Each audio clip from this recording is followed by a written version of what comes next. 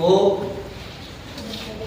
क्या समझ में आया कि जो रिजर्वेशन की भूमिका, रिजर्वेशन की स्टार्टिंग है वो लगभग क्या मान सकते हैं, जो भारत में आज चल रहा है वो पूना पैक्ट के द्वारा ही चल रहा है। रिजर्वेशन तो खैर पुराना भी और भी उसकी हिस्ट्री भी देखेंगे तो बहुत अलग है, उसको छोड़िए। अब जो अंग्रेजों के प्रति अम्बेडकर का दृष्टिकोण आपको समझ में आ गया? क्या समझ में आया?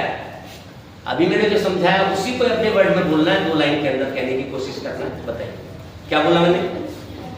ना लंबी कहानी समझाया सर। ये दृष्टिकोण था कि कहीं ना कहीं क्या था, अम्बेडकर जी पश्चिमी सभ्यताओं को मतलब थोड़े चीज़ों को मानते थे, क्योंकि उन्होंने कुछ ऐसी नीतियां बनाई जिससे कि क्या था, हमारे समाज में जो फैली कुरीतियां थी, जैसे सती प्रथा हो गई, बाल विवाह हो गया, तो इन सब चीज़ों को ना अंग्रेजों ने जब देखा कि क्या कहते हैं, एक सती प्रथा के द्वारा, क्योंकि जो महिला है वो महिला का जन्म प्रकृति से होता है, तो वो अगर एक पुरुष की मृत्यु हो जाती है तो उसके साथ उसे जलाने का कोई अधिकार नहीं है कि उन्हें क्या कहते हैं उसके पति के साथ उसको जला दिया जाए। तो इसलिए सती प्रथा में अब अंग्रेजों ने जब क्या कहते हैं इसको हटाने का प्रयास किया तो अब वो प्रथा तो बंद हो गई, बाल विवाह भी बंद हो गया। आप थोड़ा सा भटक रहे हैं, रास्ता भटक गया। मैंने क्वेश्चन क्या किया था उसको सुनिए पहले, कि जो अभी मैंने कहानी बताया कि अम्बेडकर का भारत में अंग्रेजी राज्य के प्रति अम्बेडकर का दृष्टिकोण, टॉपिक इस पे ध्यान देना है। आप उधर जा रहे हैं, उसी पे बोलने की कोशिश करना है।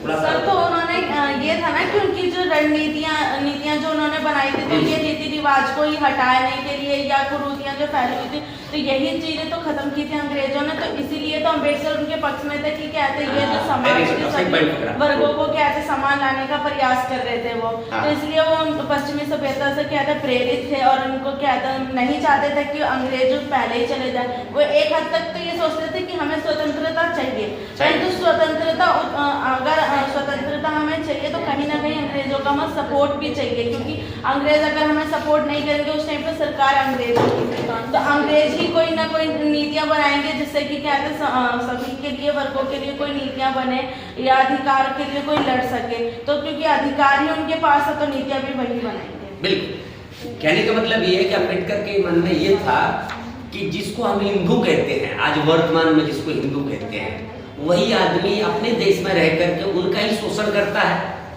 समझ रहे हैं मेरी बात को? जाति के नाम पर है हिंदू, तो एक वर्ड नॉर्मली हम सॉरी इतना वर्ड नहीं बोलना चाहिए, लेकिन कहीं ना कहीं एक वर्ड में एक अम्बेडकर का उस टाइम पर हिंदू टाइप का एक वर्ड शायद था या नहीं था, छोड़ो उसको, लेकिन उनको ये मानते थे कि भाई गांधी जी भी कहते थे कि तो ये हमारे धर्म के लोग हैं, दलित कम्युनिटी हमारे धर्म का हिस्सा है। क्या बोलते थे गांधी जी? तो भाई अछूत वाले हैं लेकिन हमारे धर्म के लोग हिंदू हैं। तो अम्बेडकर कहते थे कि आपके हिंदू हैं, आपके भाई हैं, तो ये मजदूरी क्यों करते हैं? यही वाली कम्युनिटी की स्पेशल एक वर्ग है, वो मजदूरी क्यों करता है? वो स्पेशल गरीब क्यों? ये अम्बेडकर का कहना था। समझ गया? तो अम्बेडकर के अंदर डर था कि भाई इस देश के आदमी होकर के अपने जिसको भाई भी कहता है वो इसका कल्याण नहीं करता है, लेकिन अंग्रेज से उम्मीद थी कि ये भी कल्याण कर सकते हैं। समझ, और कल्याण अंग्रेजों ने किया भी था। ये बात बुरा मत मानना कभी किसी का, ये सच बात है। अंग्रेजों ने कल्याण किया, आपको शिक्षा दिया, एजुकेशन दिया। तो इस बात के लिए अम्बेडकर के मन में एक सॉफ्ट कॉर्नर भी था अंग्रेजों के प्रति कि जो ठीक है, कुछ तो है हमारे लिए, कुछ तो किया ही है ना।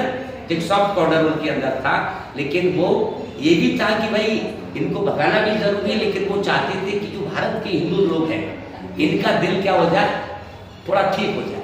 इनके अंदर ये तो हमारे भाई है ना, देश में रह रहे हैं हजारों सालों से, आप तो आपका आठ लगाव तो इससे ज्यादा होना चाहिए ना। ये तो अभी 200 साल से आया है, आप तो अब हजारों सालों से हमारे साथ रह रहे हो, है ना। तो आपको क्या होना चाहिए, आपका दिल सॉफ्ट होना चाहिए इस कम्युनिटी की तरफ। अम्बेडकर ने गांधी जी को काफी समझाने की कोशिश किया कि आप इस देश की जनता को थोड़ा ऐसा करना है कि ताकि सर्वाइवल बने। वही कास्ट सिस्टम को हमें खत्म करना पड़ेगा। कास्ट सिस्टम को खत्म करने के लिए उन्होंने सीधा अटैक किया वर्ण व्यवस्था। किसने अटैक किया? अम्बेडकर ने। वर्ण व्यवस्था ही एक ऐसी जगह है जिसके द्वारा पूरी जातिवादी व्यवस्था कायम रहती है। क्या रहती है? जाति व्यवस्था जो है वहीं से पैदा होती है। क्या वो?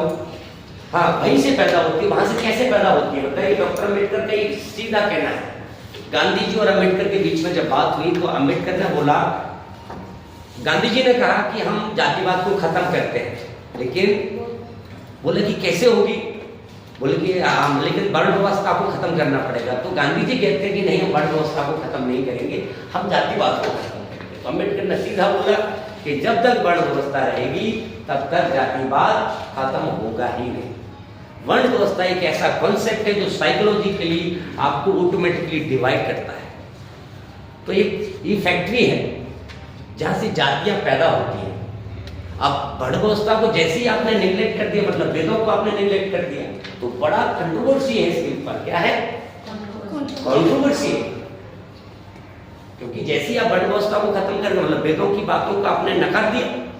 और अंबेडकर तो कहीं ना कहीं वेदों के विचारों को भी नकारते हैं, कहते भी वेदों को तो बुद्ध ने भी नकारा है, मालूम है कि नहीं आपको?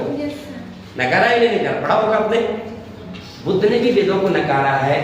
तो ये कहने का मतलब उनका ये है कि भाई समाज में जाति व्यवस्था को खत्म करना है तो आपको क्या करना पड़ेगा? वर्ण व्यवस्था को खत्म करना पड़ेगा। और लिबर्टी, इक्वालिटी और फ्रेटर्निटी जैसे मॉडर्न कॉन्सेप्ट को आपको अपनाना पड़ेगा। ये तीन कॉन्सेप्ट उन्होंने क्यों अपनाने के लिए बोला? Liberty, equality and fraternity. ये तीन वर्ड है ना, ये तीन वर्ड पूरी दुनिया में ज्यादा एप्लीकेबल है और पूरी दुनिया इनको ही मानती है। क्यों मानती है बताइए? अमेरिका इसी को मानता है, तीन वर्ड को। फ्रांसीसी क्रांति इसी क्रांति तीन शब्दों की वजह से हुआ था, क्योंकि पूरी दुनिया में शांति बनाए रखने के लिए तीन शब्दों का ही जरूरत है। स्वतंत्रता होगी तो वहां से आप इंडिविजुअली डेवलप करेंगे, आपका माइंड अपने अकॉर्डिंगली काम कर पाएगा। समानता होगी तो आपको कोई भेदभाव नहीं कर पाएगा। और फ्रेटर्निटी होगी, भाईचारा होगा, तो वहां से प्रेम भाव आपके अंदर। आप मुसलमान हैं, आप हिंदू हैं, आप कोई भी वर्ग के लोग हैं, सिख हैं, इस्लाम है, तो उस जाना क्यों? अभी टाइम क्या हुआ है? अभी टाइम है, अभी टाइम है, थोड़ा और चलना।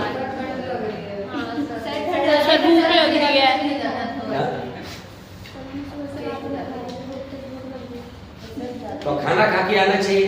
अब बताओ, आपकी वजह से क्लास एकदम थोड़ी ना छोड़ेंगे।